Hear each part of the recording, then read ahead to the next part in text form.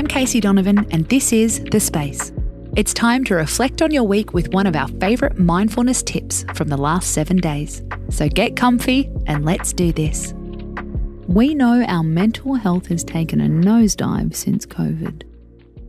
We have good days and bad days, and we honestly do the best we can. It's not surprising that 2 years of ups and downs and restrictions have really zapped our resilience and made us more anxious. On the plus side, we're all being more open with our emotional struggles. We don't have to say, "I'm fine," anymore. Social media is full of people saying, actually, you know what? I'm not that great. So, how can you write about your mental health without freaking out? Luckily, we have an expert on hand. Our writer Amy is a pro at writing about her mental health challenges. She's written books on the subject, hundreds of articles, and this podcast. So, if you want to share, here are her top tips for doing it in a supportive way. Tip 1. Say a lot with a little. You don't have to share every breakdown. Focus on one moment, one anecdote, one trigger or one conversation that shows how you're feeling. Give people one window into your life. Tip 2. Focus on your why. This is very important when sharing on social media.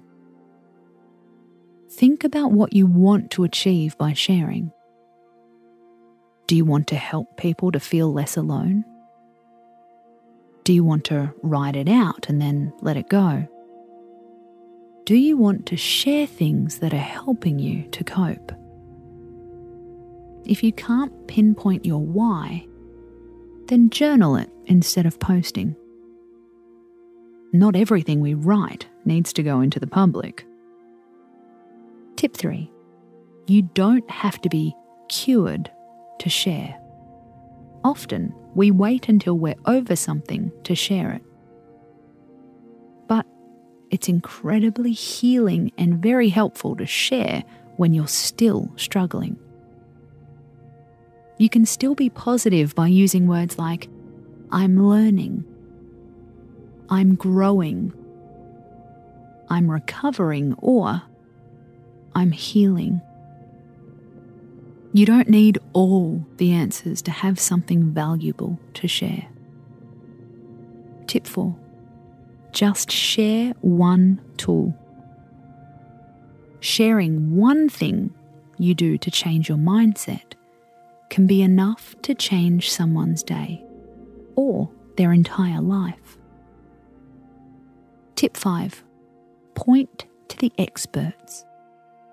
You don't have to be an expert. Just tag them instead. Whenever you write mental health content, it's great to direct people to resources that helped you. Beyond Blue, Lifeline, or this podcast. Tell people where they can go to support themselves. Sharing our emotional challenges can be healing for everyone. You, your followers, and your loved ones, who can learn a little more about you. Your experiences could become someone else's recovery manual. And if you do share, tag us. We'll double tap you for sure. I'm Casey Donovan, and this is The Space. Did you know we have an Instagram page just for you? Check us out at @thespace_podcast. We'll see you there. Space out.